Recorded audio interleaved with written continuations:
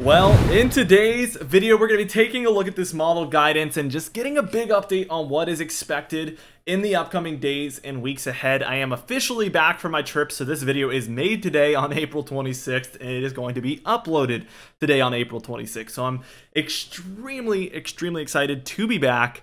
Also, I wanted to let you guys know that the launch week that I had planned for my other business that I've talked to you guys about, trilogymaps.com, went so well. We had over 25 sales over the course of the week.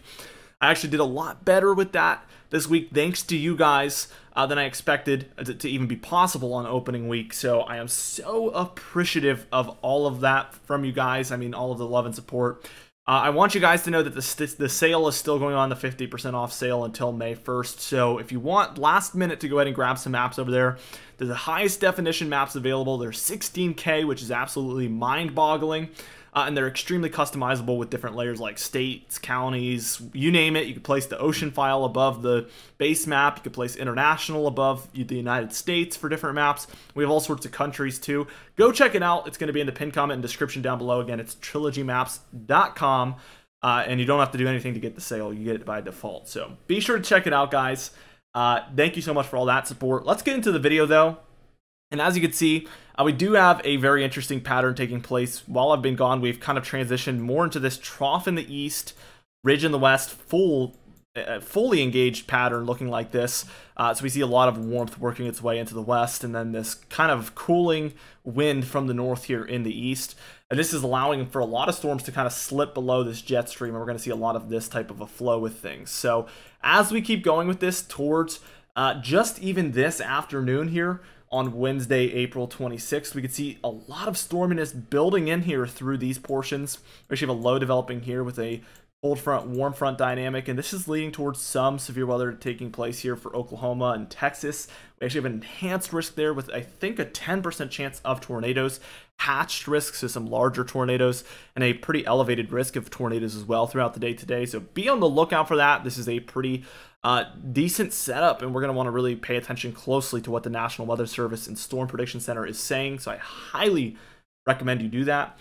We also can see here for Florida some storms firing up, where we also have an enhanced risk here for the east coast of Florida going on, so some severe weather there in the deeper southeast. As we work our way towards Thursday here on the 27th, we can see a low developing here, and this storm is going to be a classic nor'easter type storm. I know it's a lot happening here really late in the pattern, but we get kind of this broad low pressure. I guess it isn't that classic of a nor'easter because it's not even offshore, but we get this kind of flow from the south. It's kind of like an onshore nor'easter. I know that makes no sense, but it's a nor'easter that is about 500 miles, 250 to 500 miles further inland than a normal nor'easter would be. That is what we're dealing with. Now, as we keep going with this, we can see that as we reach Saturday afternoon, this storm has fully moved up into Canada. Actually, is a 998 millibar low pressure center there. That's really developing there in eastern Canada. We see some storminess underneath here. Also some storms here for the Midwest moving in with this colder wind. So we have some really interesting flow happening here.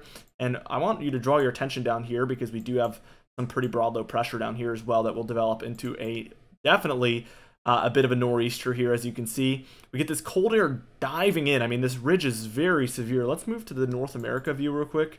And look at this ridge, guys. We have this massive trough, massive ridge, and then massive trough. Look at this jet stream. This is so extreme, especially for April here. We can just tell that this is like an eruption of warmth happening, very quickly moving northward there. And then we can see this just diving down with the jet stream. So very severe up and down here with the troughs and ridges going on. As we kind of just draw things back in, we're going to see this storm really just flow right up the coast. If this was, you know, January or February or even March or early April, this would be a massive snowstorm. But we're in late April, early May. This is May 1st here, actually. We see a 992 here along the East Coast, and this is obviously going to be a purely rainstorm here for the East Coast, but a very intense one at that. A lot of heavy rainfall happening here on the 30th into the 1st of May there, and this will be moving up into the northeast and basically out of here by the 2nd.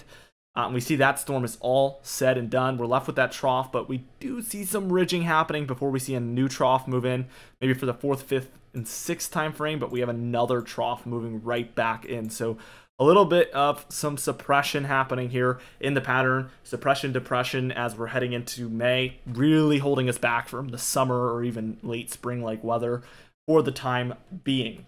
Now, I do want to check out something here with you guys. It's going to be called our wind speed swath, or wind gust swath here, and it's going to show us our maximum winds that we see at any point here along the East Coast. And I want to see as that nor'easter moves through. Yes, we get some 30+ mile/per-hour wind gusts along the East Coast, so this could be a pretty gusty storm for these areas.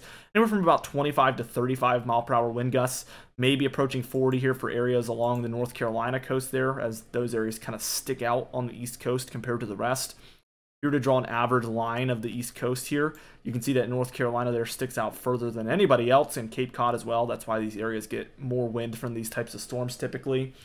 As we take a look at that total precipitation, we can see west is really shutting off that valve. We see basically no activity for these areas, but we do see plenty of storms moving up with this type of a flow, so that nor'easter type track is going to be prevailing over the next 10 days, bringing inches and inches and inches of precipitation. Anywhere in the yellows being 1 inch to 2 inches, and then the reds 2 to 5 inches. So tons of this precipitation happening over the whole course of the upcoming pattern, really. As you can see, total snowfall is really slowing down, but still we have some May snow expected here for the Rockies. The Cascades and Sierra Nevadas are shutting down. That's usually what happens, and then the Rockies are the last to go. We do see for the Great Lakes area, as there's going to be a major trough, the jet stream will be doing this, so we do see some snow for the very, very high elevation and further north areas here in the east. That is happening, but that should begin to slow down very rapidly here as well. As we just take a look at the temperature pattern, we'll actually switch to our European ensemble model, because this will actually get us a little bit further out. Once I switch here to the 0Z, here we can see that we're going to get all the way out to 360 hours, which will get us a lot further. So we see a lot of cold in the east. We do see that continues all the way through early May.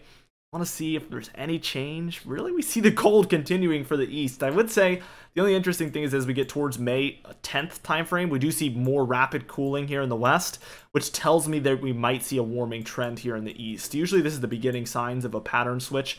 When we see something like that happen, you have to just be familiar with the model, but I think there is the case that after the 5th of May, we could begin to see a warming trend there in May.